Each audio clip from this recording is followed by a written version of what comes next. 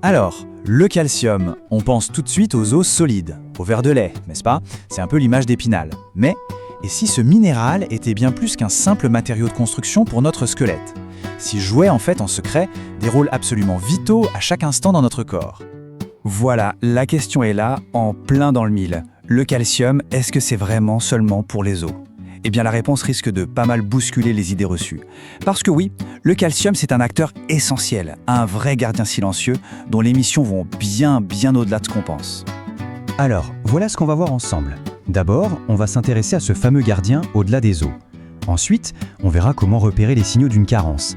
Après ça, on cherchera où trouver du calcium, on parlera de l'importance de l'équilibre et on finira par voir ça comme un investissement pour l'avenir. Allez, on y va. Bon, allez, on plonge direct dans le vif du sujet. On oublie un instant sa réputation de simple bâtisseur d'osseaux. Il faut voir le calcium plutôt comme un véritable chef d'orchestre dans notre organisme. Et c'est là qu'on commence à comprendre à quel point il est partout. Vraiment. Pensez-y une seconde.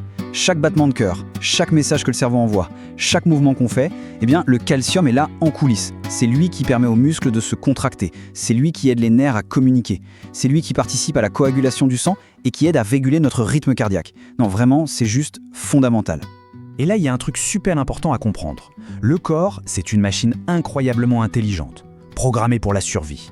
Des fonctions comme faire battre le cœur, c'est non négociable, c'est la priorité absolue. Alors, s'il n'y a pas assez de calcium qui arrive via l'alimentation, que fait le corps? Il va se servir, il va tout simplement puiser dans sa réserve principale, nos os. C'est une stratégie de survie qui fonctionne à court terme, c'est certain, mais on imagine bien les conséquences à long terme.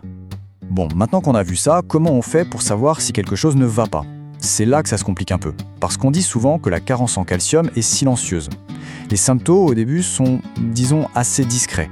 Le corps envoie bien des signaux, mais encore faut-il savoir les décrypter. Les tout premiers signaux d'alerte, en fait, ils sont souvent directement liés à ses autres missions. Par exemple, des crampes musculaires. Ça paraît logique, non? Vu qu'il est essentiel à la contraction des muscles. Ou alors, une sensation de faiblesse. Des fourmillements dans les doigts, dans les pieds. Ça, c'est typiquement le signe que la communication nerveuse est un peu perturbée. Ce sont vraiment des petits indices à ne pas prendre à la légère. Évidemment, si rien ne change et que la situation s'installe, là les conséquences deviennent beaucoup plus sérieuses. Le risque le plus connu, c'est l'ostéoporose, bien sûr. Cette maladie qui rend les os hyper fragiles, cassant comme du verre. C'est tout simplement le résultat direct de ce pillage constant des réserves osseuses. Et pour les enfants, c'est encore une autre histoire. Un manque de calcium peut carrément freiner leur croissance.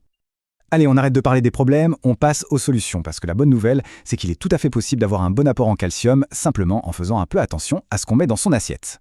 Alors, où est-ce qu'on le trouve, ce fameux minéral? L'autre bonne nouvelle, c'est qu'il y a le choix, et pas qu'un peu.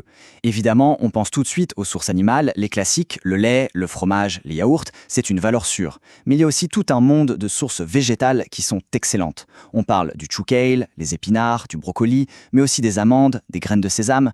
Bref, il y en a vraiment pour tous les goûts et tous les régimes. Ah, et attention, petite information capitale vraiment. Manger du calcium, c'est une chose. Mais pour que le corps puisse l'utiliser, il faut qu'il l'absorbe.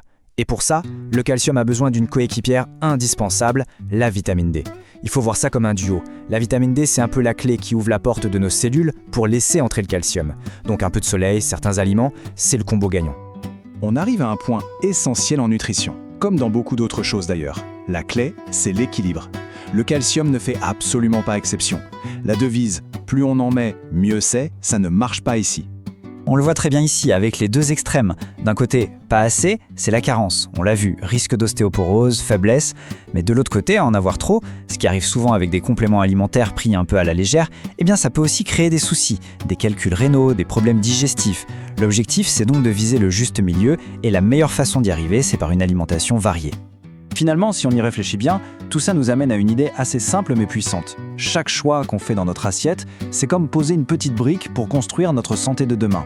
S'occuper de son apport en calcium, ce n'est pas juste une question du quotidien, c'est un vrai investissement sur le long terme. J'aime beaucoup cette idée. Ce que nous bâtissons dans l'ombre se révèle dans la lumière, ainsi en est-il de notre santé intérieure. C'est exactement ça. La solidité de notre squelette, le bon fonctionnement de tout notre organisme, ça se construit en silence, jour après jour. C'est un travail de fond, un peu invisible, mais dont les bienfaits finissent toujours par se voir. Du coup, la question finale, c'est celle-ci.